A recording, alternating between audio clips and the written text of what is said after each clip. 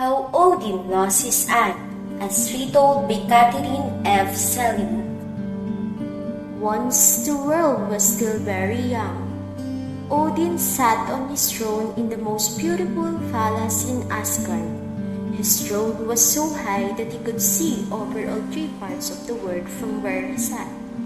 On his head, he wore a helmet shaped like an eagle.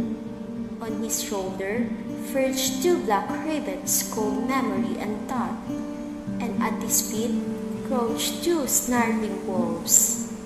The great king gazed thoughtfully down to the earth below him. He had made the green land that stretched out before his eyes. With the help of the other gods, he had made men and women who live on that earth, and he felt truly like the old father he was called. The fair elves had promised they would help his children of the earth. The elves were tiny people who lived between heaven and earth. They were so small that they flit about doing their work unseen. Odin knew that they were the artists who painted the flowers and made the beds for the streams. They took care of all the bees and butterflies, and it was the elves that brought the gentle rain and sunshine to the earth. Even the ugly dwarfs who live in the heart of mountains agreed to help. They forged iron and metals, made tools and weapons.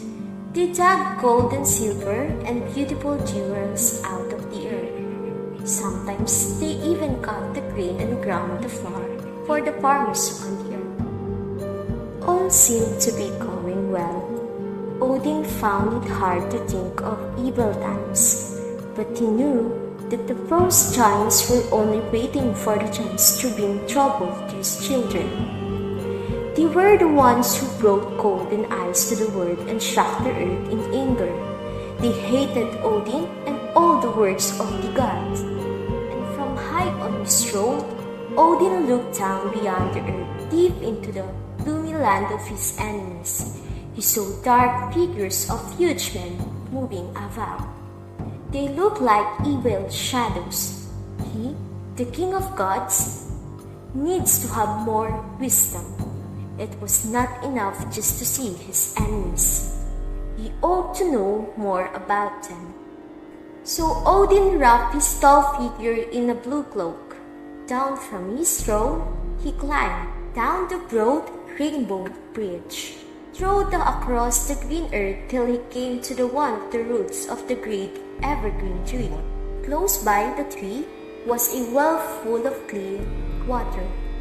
Its surface was so still it was like a mirror, and one could see pictures of things that had happened and things that were going to happen. But beside the well sat an old man. His face was lined with the troubles of the world. His name was Mimir, which means memory. No one, not even the great Odin, could see the pictures in the well, unless he first drank some of its water. Only Mimir could give the magic drink.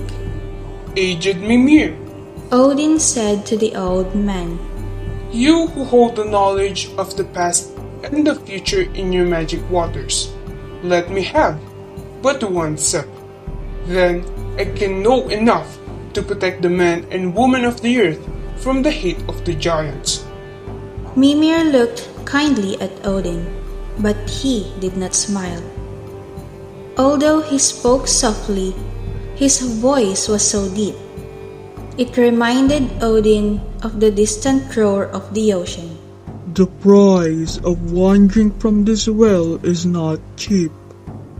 Mimir said, And once you have drunk and gazed into the mirror of life, you may wish you had not. For sorrow and death, as well as joy, are pictured there.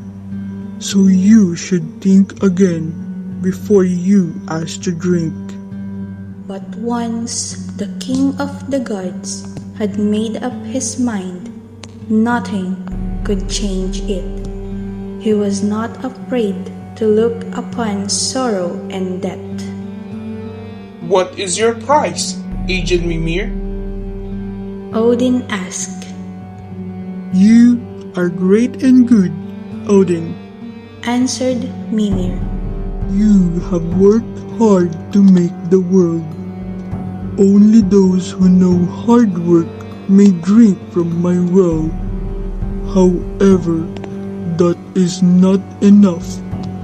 What have you given up that is very dear to you? What have you sacrificed? The price of a drink must be a great sacrifice. Are you still willing to pay the price? What could the king of the gods sacrifice? What was the most dear to him? Odin thought of his handsome son, Balder, whom he loved most in the world. To give up his son would be like giving up life and all that was wonderful around him. Odin stood silent before Mimir. Indeed, that would be a high price. Then Mimir spoke again. He had read Odin's thoughts. No, I am not asking for your dear son. The fates say his life must be short, but he has time yet to live and bring happiness to the gods and the world. I ask for one of your eyes. Odin put his hands up to his bright blue eyes. Those two eyes had gazed across the world from his high throne in the shining city of the gods. His eyes had taught him what was good and beautiful, what was evil and ugly. But those eyes had also seen his children, the man and woman of the earth, struggling against the hate of the giants. One eye was a small sacrifice to win knowledge of how to help them, and without another thought, Odin plucked out one of his blue eyes and handed it to Mimir. Then Mimir smiled and gave Odin a horn full of the waters of his well.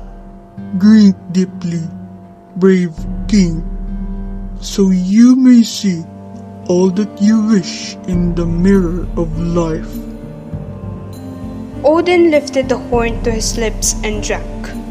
Then he knelt by the edge of the well and watched the pitchers passing across its still and silent surface.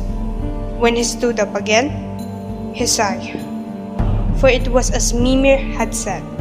He had seen sorrow and death as well as joy.